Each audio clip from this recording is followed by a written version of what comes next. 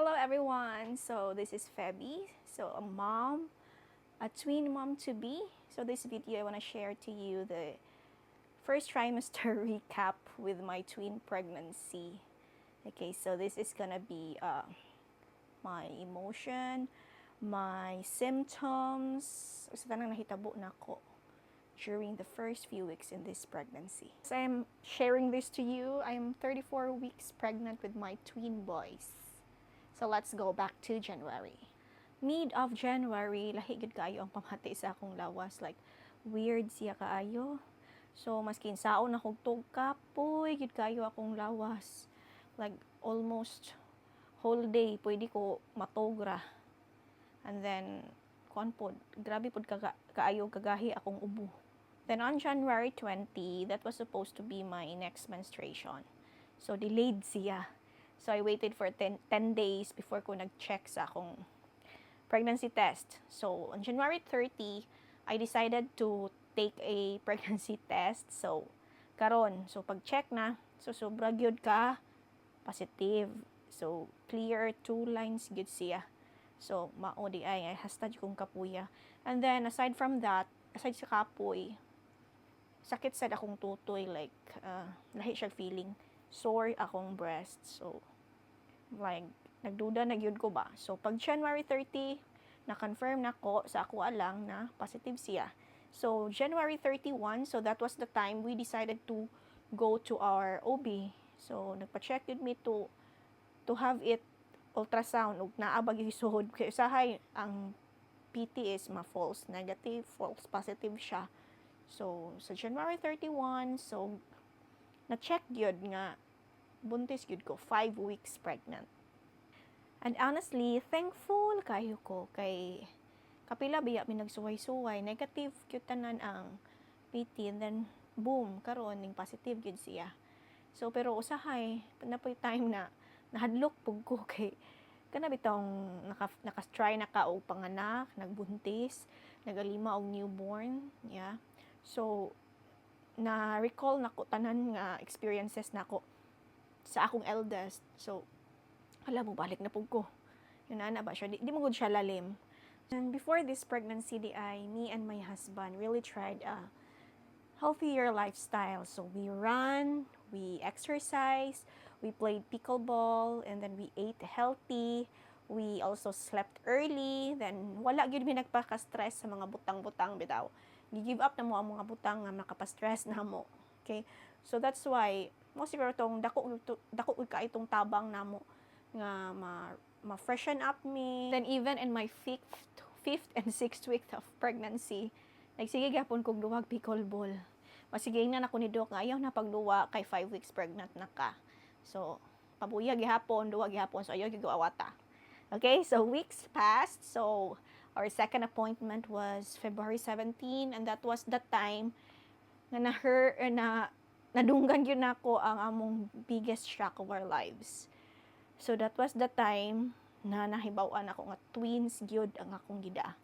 So gi-TVS ko, tingnan ko, kita niyo sa video nga tingnan ko nga na may kaliwat nga twins Febs. Hoy, wala gyud Doc, wala gyud ko kaliwat Doc kay kinsa may ga-expect na mag-twins ko.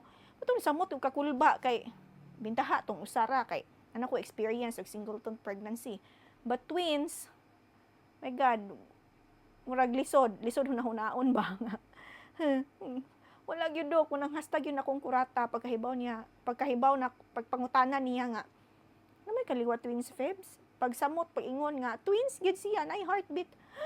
Mura ko na kuan gyud ko na legit gito akong reaction nga. Hoy, tabang, Ginoo. Grabe gyud, tinuod yun na. So, it's like, although excited kay ko, kay na excitement kay haliman kag twins, like dili tanang nagbuntis tagaan og twins. Then ako pagyud, di ba? Ako pagyud nabunutan. Kung sa akong nahibaw-an wala gyud mi kaliwat, then ako pagyud, di ba? So it's like, amazing nga na ba? Pero at the same time, nahadlok sad ko. Kay, saon man na pag-utong Doc ng duha ka buok. Ingon ana gyud akong hunahunaan. Then saon man na pag-alima Doc. Nga na ba?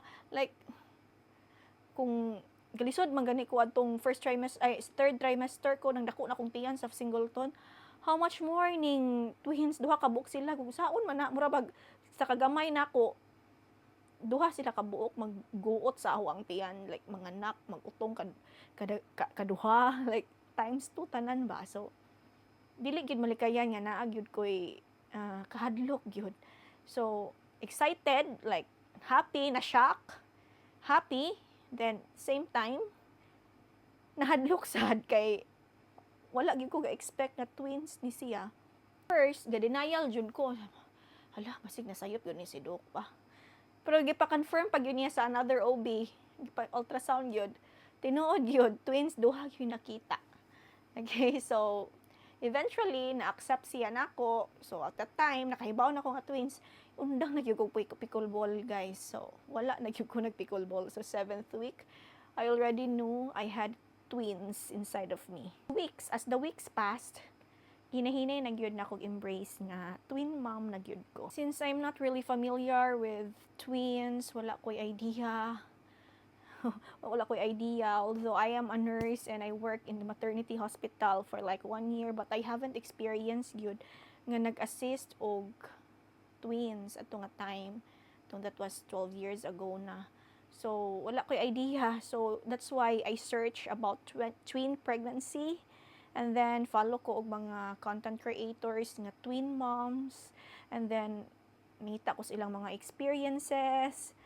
Then, most importantly, nangita gyud po ko og support sa akong mga closest, sa close na ko. Back now, I am already 34 weeks pregnant with twins. So, I can say that God really know I was stronger than I thought I was. So, kay katong mga nagian ako sa first trimester, the fatigue, mga kakapoy na ako, mga heartburn, na maski saon akong inom o Gaviscon, di gyud siya motalab, no? And then nagkanang lahi pud akong smell. I don't like, di ko ganahan og mga na magluto na makabaho ko sa mga panakot, so di gyud ko ganahan ana.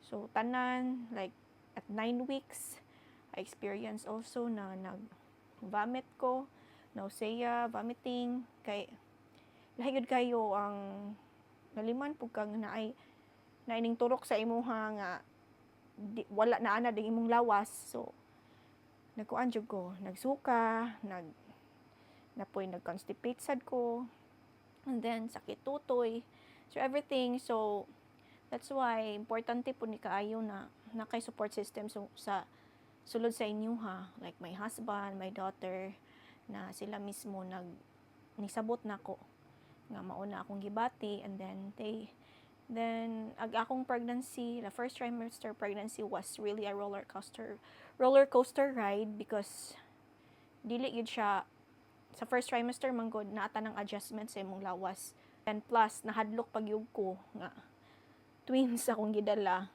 So from being scared of having twins, now I'm patiently waiting to finally meet my little babies.